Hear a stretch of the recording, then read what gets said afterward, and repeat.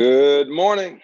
Hey guys, welcome back. Thank you for hanging out with us yesterday. Today, we're going to do something a little bit different, meaning I want to best prepare you for your business sessions. And what that's going to look like is how to have the most effective sales conversations, right?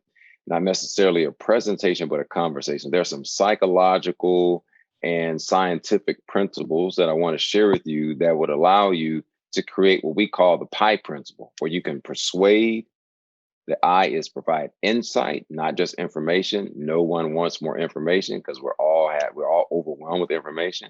And engagement, PIE, how to persuade, how to provide insight instead of information, and how to engage, right? So these 5 tips we'll share quickly because that's all we can really do in about 20 minutes. And I want you to be able to put these into action here very shortly. So we're going to keep it really simple. So you can see the 5 tips on the screen there. And why don't we jump right in? So notice number one is connecting and building rapport. Try not to, when you jump right into the call, is to just get right down to business, right? You want to kind of connect a little bit, ask them how they're doing, how they, or if they're a part of the conference, how are they enjoying the conference? Just start with a little small talk, get to know them. Where are they from?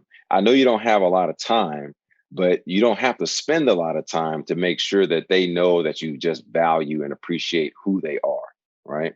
So it's just building a rapport and creating a connection because ultimately we're dealing with people. And if you can, any questions that you have as I share these things with you, just go ahead and put those in the chat and we'll be able to answer as many questions as we can in the time that we have. Now, the 70-30 time rule, if you're not familiar with that, in these sessions, and that's in any sales conversation, right? I want you to be listening 70% of the time, talking 30% of the time, right? Now, I know you have to pitch a service or product. I'm going to ask you to keep that as tight as possible because the tendency is you're very passionate about who you are, what you do, and the service and travel service that you may provide. And sometimes you get a little long-winded and we go way too deep into the weeds on the details and the other person starts to disengage a little bit. So I'm going to ask you to keep it really tight. In fact, if you can find the 3 things that you guys do that no one else does, I would lead with that. If someone asks, "So can you tell me a little bit about your company?" Well, if I could be a little bit more specific, there's 3 things we do that we find most of our competitors do not. Number one, is our cancellation policy. It is the most aggressive and most favorable to the consumer in the industry. And we're quite proud of that. Number 2, right? And you just kind of go through those 3 things, right? Here's what I want you to do. If try to talk about things that no one else is talking about, because these people in these business meetings, they're going to be meeting with people all day. And if you're all saying the same kind of thing because you're all in the same industry, it starts to sound redundant to the person who's receiving it. And at the end of the day, they can't even remember who was the best person they talked to because everyone sounded the same. So move off the ranch a little bit, right? Color outside the lines. You have full permission to do so in a sales conversation because we want to create what's called brain stickiness. What can you share with them that's going to make that information stick to the brain? And what that information usually is something that they haven't heard before. So don't be so safe and say so comfortable that you come off rather boring and routine. So 70-30 time rule, the 30% of the time that you are speaking, I want you to be sharing something that's going to be a little bit unique and interesting, almost provocative. If you can even have something provocative, that's even better. Now, the other 70% of the time, you're listening, you're processing, you're taking notes. And I want you to use some of that 30% of the time that you're talking to be asking what we call insight questions. What questions can you ask that will allow you to gain some insight on what kind of services are they looking for? What timeline are they interested in? What fears or concerns might be having? So you can capitalize on those. And I can tell you, the person who asked the most intriguing questions usually are remembered after that conversation is over because most people don't take advantage of it. They're so focused on what they're going to pitch and what they're going to say. They spend very little time planning some very strategic questions that they can ask the person the business that they're going to be talking to. All right. So that's a 70-30 time rule. Use define pain. That's a point of, you want to find out what is their pain point, like what problem are they trying to solve. And one thing you really could do is, in your intro, if you have opportunity to ask a question about what is it that they want to get out of this session that they're in right now, what is it that they're looking for. And if you're able to ask that question first, find out the answer, and then when it's time for you to do your pitch, you make your pitch a solution to the problem that they just stated. I gotta tell you, that's a gangster move right there. You gotta take advantage of this, right? Find out what it is that they're trying to do. Why are they here? And then when it's time for you to pitch, your pitch is a solution to that problem. I'm surprised you said that when I asked you earlier what you're here for, because I was just going to share three things that we're known for. And one of those three is exactly what you were just talking about. Bam. Now we got a connection. And now we can move to the next step, which is empathy. I can tell you this, you will hardly ever see that word in any sales training, but in the industry that you're in, and the very difficult time that most people are having in the industry, I will tell you, empathy will take you a very long way. If you can bring some empathy to that sales conversation, even if your business is doing well, you can say something like, I just hear a lot of our colleagues and competitors are just having a really tough time, and my heart goes out to them. I just can't imagine how difficult it must be for them. We've been very lucky. We've been very fortunate, very blessed, because we've been able to survive this storm in a very real way. And some of the things that we've done, and then you kind of share why you guys have been able to perform at such a high level despite the pandemic that we're in. What's the point? Show as much empathy as you possibly can, even to the person that you might be talking to in your business session, right? Their business may have been impacted by this as well. And more than likely, sometimes people share that. And I want you to press pause. Don't respond with a pitch. I want you to respond with empathy. Let them know that you're listening, that you care, and that you value the other person that you're going to be talking to. Now, I know that can feel a little bit uncomfortable, because that might not be your comfort zone, and that may not be something that you're typically used to doing inside of a sales conversation. I'm here to tell you, trust this process. If it feels a little bit awkward and uncomfortable, that's okay. Get through it, and then ask yourself, do I like the results that I'm getting as a result of using these 5 tips? That's the real question. Are the results better than what I'm used to getting? Because anytime we learn something and practice something new is going to feel a little bit uncomfortable. I'm going to encourage you to just trust the process. We use this at all those companies you heard yesterday, like AT&T, Amazon, all these companies, right? These quick 5 tips we use to empower and enable them to have better outcomes in their sales conversations, right? Now, next is mirroring. Mirroring can get a little bit tricky, all right? So mirroring is whatever emotion that they might be demonstrating. I want you to, I don't want to say match or mirror. I don't want you to copy exactly what they're doing, but I want you to resonate. I want you to respond to whatever emotion that they might be sharing. So let's say, for example, they landed some big deal even during these very difficult times, and they are super excited about it. I don't want you to tell a story about how you won a big deal as well. I want you to press pause and just say, wow, that is really impressive. How were you guys able to land such a large deal given what's happening right now, right? You totally lean in to whatever they're talking about. Or they might be sharing how difficult of a time it's been. Now you can do a combination of empathy and mirroring, right? Where you say something like, oh, that sounds terrible. I've heard many stories, but that one just really gets me. I'm so sorry you guys have had to go through that. It sounds like a really difficult time, both emotionally and professionally.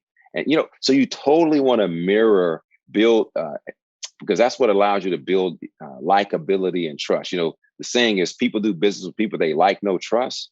That's how you get them to feel like they like you, they know you, and they trust you, is because you have demonstrated that you value them, who they are, and what they're going through, not just the deal that I can possibly get from them. Because people feel that. They feel it when you're being empathetic, patient, thoughtful, kind, right? Who says that in a sales meeting, in a sales training? Being kind and honest and truthful with people is the fastest way to build likability and trust. Being vulnerable, being open, honest, clear, and direct, which moves us to this other point of dealing with the issue. Now, there are a lot of issues right now in this industry, okay? And we are all aware of that. But here's the point. I'm going to ask you to step into that issue, right? To take a very bold and uncomfortable step towards the issue, because that's where you're going to get real. That's going to also build that likability and trust, is because they said that was a person that was honest and forthright enough to just share with us exactly what's going on in the industry. Now, it's going to get really uncomfortable when you do something like this. But if everyone else is avoiding the issue and you're addressing the issue directly, honestly, and truthfully, that's what's going to build the trust, the like no trust factor with the person that you're going to be talking to. Listen, I know that that may not be the typical way that you do things, but I say trust the process. It might be a little bit uncomfortable, but I promise you, if you put these 5 principles, these 5 tips into practice, you will start getting better results. Maybe some of you already are using some of these. Here's what I'll ask you to do. As you go into your business sessions, which you'll be doing here in a few minutes, I will ask you to keep these things in mind. These tips will be emailed to you or sent to you here shortly. I'm going to ask you to just keep it on the screen, maybe keep it up on your phone and just kind of glance at it as you're having a conversation. This is exactly what we do with our clients, right? They may print it out. They may have it as a screensaver, take a picture. You can take a picture of it now on your phone, actually, and just have the picture there. So when you're having your conversation, you can just keep glancing down and go, wow, 70-30 time rule. I've been dominating this conversation the whole time. Maybe I need to pump the brakes, back up my truck a little bit and let this person get a word in, right? Because it's so easy to get on a flow, get on a roll, especially when you're talking about something you're passionate about. And you can forget how much time has elapsed and you haven't even gotten any insight from the other side. What services are they looking for? What's their time frame? What is their budget? Like, what interests do they have? What challenges are they having, right? That's very valuable information that you can now use to know how am I going to pitch back to them? My saying has always been, I let the market teach me how to sell back to them. I allow the market to teach me how to sell back to them. What does that mean? I'm asking questions of the market. What are you going through? What are your challenges, concerns, fears, shortcomings, whatever that might be, anxieties, pressures? What challenges are you facing? What problems do you have to solve? And I want to get that down to a DNA level. I want to really understand what's going on in their world before I ever share with them what's going on in mine. Now, once I have a really clear understanding of what they're after, what problem they're trying to solve, now I want to start crafting my message around their problems. It's not that I'm going to have it. I mean, you may have a standard pitch that you do. I would say that's what you may do if you're talking to a large audience and it's a one-way communication. But in a sales conversation where it's back and forth, one-on-one or in a small group, you want to find out what exactly is going on. And then you want to modify your pitch to address the needs of the people in the room or the person that you're talking to. Now, I know that might be a little bit tricky because you're making a modification on the fly, but that's why we call it professional sales. And that's what distinguishes the amateurs from the professionals. They know how to really get into their world. They know how to ask lots of intelligent questions. And while they're asking those questions, they're kind of building this game plan in their mind. Based on what I'm hearing right now, you may say, based on what I'm hearing, I'm not even sure if we can help these people. Or you may say, you know what, based on what I'm hearing, they might be able to use this service we just came up with about a month ago. I'm going to keep listening and ask some more questions. And if I find there's a good fit there, I'm going to totally share that with them very quickly, very clearly. Now, as you're communicating in your business meetings, I'm going to ask that you consider the 3 C's of effective communication. The first is to be very clear. If you're making a lot of points at once and you don't have a lot of time, I get that, but I want you to maximize the time that you do have by being very clear. That's the first C. Not meaning don't make lots of points at once. Don't make them run on too long because it can get a little confusing. Be very clear. So you notice earlier when I said when you're doing your soft pitch, you just say, listen, I have three things I want to share with you. Number one, boom, share that. Number two, boom, share that. And number three is this, boom, share that. Very clear, right? Very easy to follow, and also will be very easy to remember. So number one, be very clear. Number two, be compelling. Clear and compelling. Compelling means I want you to share the information in a way that is going to be a little more provocative, a little more interesting, a little more insightful, right? Use some colorful language. Use story. Story is a really powerful way to engage your audience into what service that you might be offering them, right? So compelling, interesting, unique, a different perspective, a different way of looking at things. Don't use common language. And by all means, don't play it so safe, because safe equals boring, right? Nobody wants boring. Listen, some of these folks are going to be talking to multiple people, right? Multiple companies. And if you're safe, which equals boring, which also equals easy to forget, right? Be more compelling. Take some risk, add some, be a little bit more provocative in the stories or the language, how colorful you might share your services, right? So number one, be very clear. Number two, be very compelling. And number three is the toughest. The third C is often the biggest challenge we have with clients. And that is, you've already guessed it, be concise. How to keep it tight, clear, compelling, and concise. Make the point, move to the next one. So be as tight as you possibly can, which I admit takes some practice, right? Learning how to be really concise. One thing that helps with being concise is to breathe and to add pauses, because it allows your brain to process what's going on in the moment. If you're moving fast, talking fast, lots of words are running together, lots of energy burning at the same time, it's easy to lose track of how long you've been talking, because there's so much energy and volume and activity happening. You kind of feel comfortable because you may be working off some nerves or perhaps some anxiety a little bit. But if you can take a breath, take a pause, allow the other person to interrupt you, it helps to keep things concise. I will tell you another key piece we work with clients and how to keep the message concise is you have to have a plan before you come in. What am I going to say? When they ask this question, how am I going to answer it?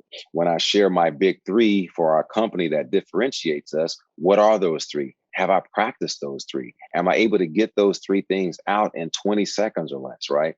You have to have a game plan. That's the number one way to keep things concise. The reason why a lot of times people are scrambling and kind of meandering is because they don't have a clearly defined game plan, right? They're just kind of winging it. And they figure, well, I've been in the industry for a long time. I know this product or service quite well. I'm just kind of going to go for it.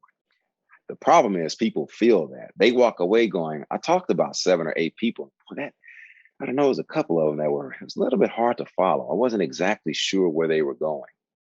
Now, I want to give you guys opportunity to ask some questions. If you're going to put that through the platform or I think you can put some questions in the chat through the platform.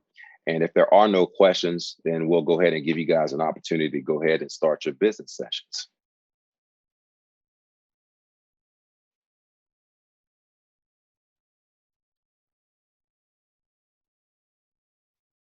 Now, I can't see the platform that you guys are logged into, but someone else will feed those questions in if you have those. Okay, I got you. Okay, I'll just share this one last thing before I have to let you guys go. And if we have some questions come in, we'll let you know. Here's one of the biggest challenges that we have when working with clients as it relates to sales conversations. And that is, in the course of a conversation, how do we deal with objections when the prospect is pushing back, asking really tough questions? How do we recover on the fly? Because that's really difficult to do so. And it kind of throws people off of their game. It really goes back to preparation, right? The number one way to deal with objections is to keep the objections from surfacing in the first place, right? It's kind of like, I think I may have shared this yesterday. I live in Texas, and it's kind of like weeds in Texas, right? A really bad problem with weeds in the yard. And there's a product called pre-emergent, right? So in the fall, you can put this pre-emergent down on the lawn, and it keeps the weeds from even germinating, so you never even see them in the spring and the summer. And I think objections should be handled the exact same way. You have to plan and prepare in advance, long before the meeting even takes place, on how you're going to deal with objections. And you can do that in one of two ways. Number one, you can anticipate what are the typical objections that you deal with and come up with a plan on how you're going to deal with those in advance. You can do that with your team. The last thing you want to do is try to recover on the fly in real time inside of the sales meeting, right? That's really tough to pull off. So number one is you want to make sure you've anticipated what those objections might be. And another thing you can do is in the moment, ask them, listen, sometimes we get some tough questions as we're talking and sharing with people what we do and how we do it. Might you have some concerns that you'd like to share that may have come up since we've been talking? Just ask them right away.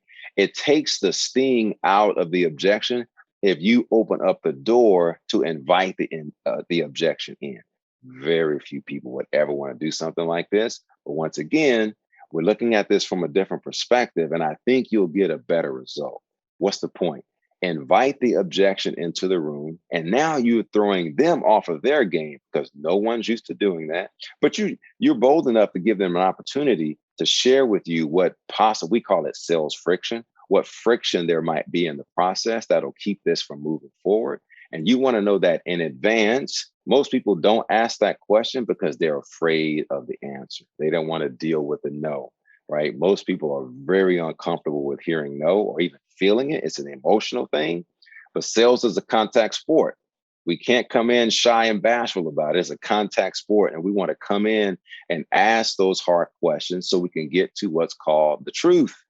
Because the more truth you can establish inside of your sales conversation, that's what's going to build the like, no, trust factor. It's all born out of truth, having a connection, listening more than you're talking, right? All these things that we're talking about, mirroring, connecting, providing empathy, and dealing with the issue. So that's a quick summary of those 5 tips. I wish you guys the absolute best as you go into your sessions. That's one question while we have time. We only have time for about one. Dealing with a pandemic and facing all the COVID protocols, we all need patience. How do we ask for, oh my gosh, you know what? The way you just did it, if you paint the picture of what's really happening out there and the other person understands that, I would just say, listen, I was at a restaurant recently, and it was a terrible time. It was taking an extremely long amount of time. And then she just came to the table and said, listen, because of the pandemic, it's hard to find people. They're all getting, unemployment, et cetera. We don't have the staff we normally do. All we ask for a little bit of patience. And I'm like, that's reasonable. She took the time to explain to me what's happening and asked me to be gracious and patient. And I was like, fine, that makes sense. I get that. That just makes too much sense to give her a hard time about it. I think that could work for you guys as well. I hope those 5 tips will help you guys, and I wish you the best inside of your sessions today. Go get them. Thanks for your time today as well.